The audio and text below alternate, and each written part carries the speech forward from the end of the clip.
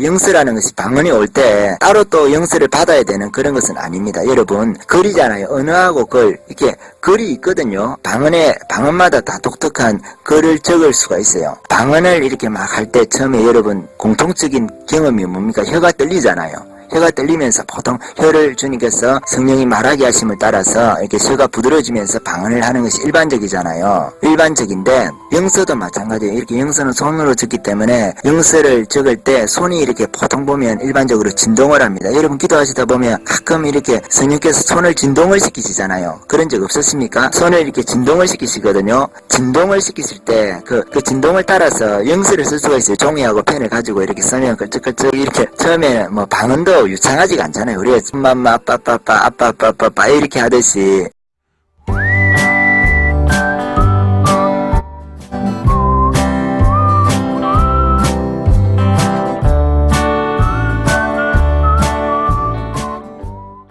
여기서 또 제가 한 가지 더 말씀드리고 싶은 것은 이 방언 영서에 관한 문제입니다. 영서는 특별하게 뭐 배워야 된다. 조금 그런 면이 있을 수도 있어요. 그렇지만 이게 영서라는 것이 방언이 올 때 따로 또 영서를 받아야 되는 그런 것은 아닙니다. 여러분, 글이잖아요. 언어하고 글, 이렇게 글이 있거든요. 방언마다 다 독특한 글을 적을 수가 있어요.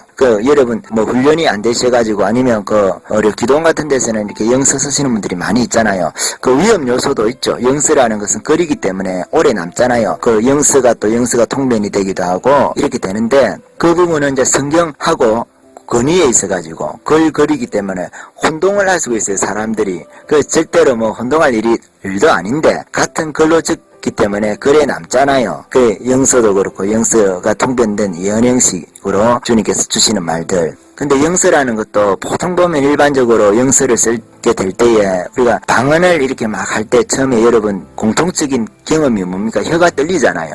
혀가 떨리면서 보통 혀를 주님께서 성령이 말하게 하심을 따라서 이렇게 혀가 부드러워지면서 방언을 하는 것이 일반적이잖아요. 일반적인데 영서도 마찬가지예요. 이렇게 영서는 손으로 적기 때문에 영서를 적을 때 손이 이렇게 보통 보면 일반적으로 진동을 합니다. 여러분 기도하시다 보면 가끔 이렇게 성령께서 손을 진동을 시키시잖아요. 그런 적 없었습니까? 손을 이렇게 진동을 시키시거든요. 진동을 시키실 때 그 진동을 따라서 영서를 쓸 수가 있어요. 종이하고 펜을 가지고 이렇게 쓰면 끌적끌적 이렇게 처음에는 뭐 방언도 유창하지가 않잖아요. 우리가 엄마 아빠 이렇게 하듯이 애들이 태어나면 엄마 아빠 맘마 이런 것밖에 못하잖아요. 보통 이게 육신적으로도 영적인 것도 마찬가지잖아요. 방언을 뭐 처음에 유창한 방언 달라고 기도하는 분 계신데 그게 아니죠. 처음에 그냥 방언 받아가지고 이렇게 하다 보면 그렇게 언어니까 개발이 돼가지고 단어들도 늘어나고 영적인 의미에서 이게 단어들이 늘어나고 유창해지고 이렇게 되는데 처음부터 나는 유창한 방언을 따로 받는 게 아니잖아요. 방언에 대해서 오해가 많으신 것 같아요.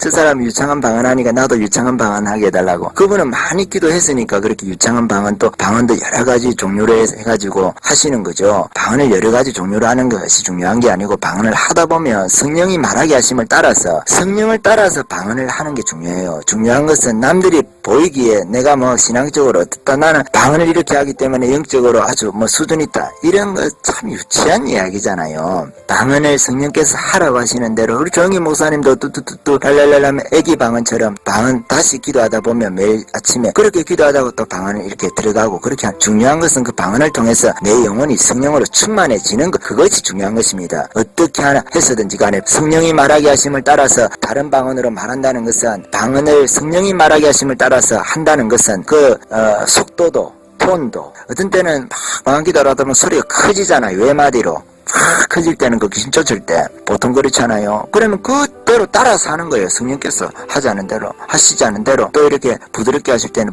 또 침묵할 때는 침묵하고 또 조그만하게 입안에서 또 하실 때는 그렇게 하시고 방언을 우리가 성령이 말하게 하심을 따라서 하는 겁니다.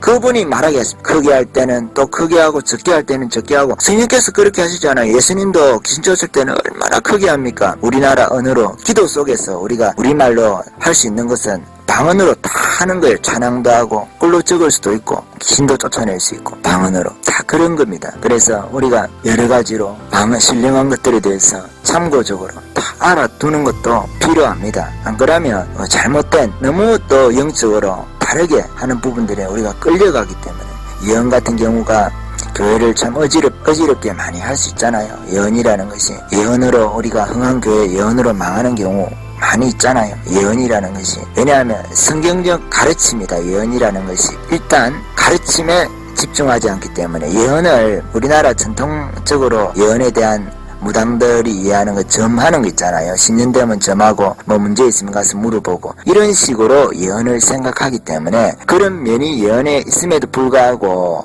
그것이 예언의 중심도 아니고 예언의 본질도 아닌데 그 부분으로 예언에 대한 이해가 예언의 개념을 정리하고 넘어가기 때문에 들어가기 때문에 전제를 깔고 일반적으로 예언하는 뭐 신년 운수 예를 들어서 사업에 대해서 자녀에 대해서 다 문제없는 사람 없으니까 그런 거에 대해서 집중하도록 그렇게 예언의 의미를 그런 뜻으로 성경에서 예언 말하기를 삼아라 예언하려고 하라 그런 것이 아니에요. 그 말씀을 가지고 한국 교회를 공격하시는 어떤 분들이 계신데 그렇게 하시면 안 되는 거예요. 목사님들 강단에서 기도하고 기도해서 또 주시는 말씀들 그게 다 예언이라는 겁니다. 예언. 우리가 너무 또 다른 부분을 완전히 또 무시하는 측면이 있기 때문에 조금 문제가 있음에도 불구하고 예언의 기본적인 것은 가르치는 것, 권면하고 아니하는 것입니다. 예언의 은사라는 것은 방언의 은사하고 같이 온다고 볼 수도 있어요. 같다고 봐도 되는 성격이 있다 이 말입니다. 방언이 통변이 되면 예언이라고 하잖아요. 방언이 통변이 되면 예언이에요. 방언이 통변이 되면 예언이라고요. 방언 속에 예언이 들어있다니까요. 방언 속에 방언이 통변이 되면 예언이라고 하잖아요. 성경에서 예언이라고 하잖아요. 방언이 통변이 되면 예언이거든요. 방언을 할 때 우리가 알아듣지 못해서 그렇지 그 안에 예언이 들어있습니다. 여러분. 그렇기 때문에 방언이 먼저 있는 거예요. 방언이 포괄적인 의미거든요. 방언, 예언을 방언에 집어넣을 수 있어도 방언을 예언에 집어넣을 수 없다 이 말입니다. 포함이라는 개념 아시죠? 방언은 예언에 포함될 수 없지만 예언은 방언 안에 들어갈 수 있다는 거예요. 그렇기 때문에 방언이 중요한 거예요. 방언을 공격하면 나머지 은사들은 다 깨뜨려집니다. 다 깨뜨려져요. 아주 특별한 경우가 있어요. 우리나라 이승복 목사님 이런 분들은 그렇게 은사가 병을 많이 고치고 그렇게 하셔도 그분이 방언을 안 하셨다 그러죠. 그건 이제 성결 교단의 교리의 영향을 받은 부분이 있습니다. 교단에서 이렇게 그런 부분들이 있기 때문에 방언 기도를 이렇게 자제한 거예요. 왜냐하면 최하실 목사님 이런 분들은 이승복 목사님한테 기도 받아가서 방언 하거든요. 성령 받을 때.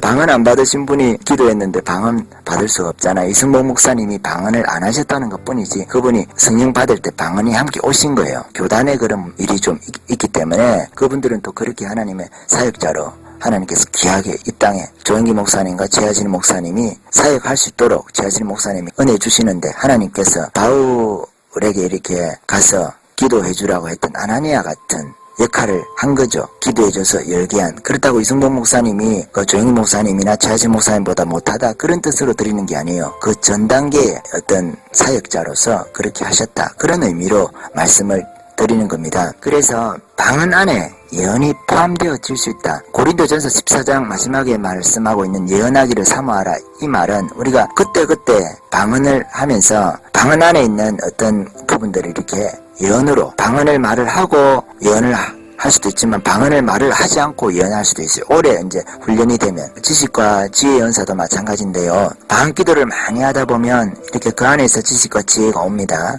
하나님께서 가르쳐 주시거든요. 그 안에서 가르쳐 주시는데 물론 다른 기도를 해도 성령께서 물론 가르쳐 주시죠. 방언 기도 아니더라도. 그러나 방언 기도 속에서 이제 지식과 지혜를 하나님께서 주시는데 나중에는 이렇게 방언 기도를 특별히 하지 않고 있음에도 불구하고 지식과 지혜가 이렇게 많이 올 때가 있잖아요. 훈련이 돼가지고 그런 부분들이 영적인 세계에 훈련이 돼가지고 그런 경우가 있습니다. 그와 같이 방언을 하고 방언 통병을 통해서 예언하는 이런 부분들이 훈련이 잘 되면 아니면 방언을 오래 하다 보면 깊이 하다 보면 그냥 이렇게 방언을 하지 않고 있는 상태에서도 이렇게 예언이 오는 경우가 있습니다. 예언하기를 사모하라 하는 말씀은 여러분 예언의 은사 따로 이렇게 어떤 특별히 받아라 그런 의미보다도 예언이 이렇게 되어지도록 방언이나 혹은 방언이 아니더라도 이렇게 방언 통해서 아니더라도 예언을 하도록 그때 맞게 할 수 있도록 하나님의 말씀을 이렇게 받는 것 그것을 사모하라 이런 의미로 저희가 받아들이는 것이 제가 볼 때는 더 성경적이라고 생각합니다.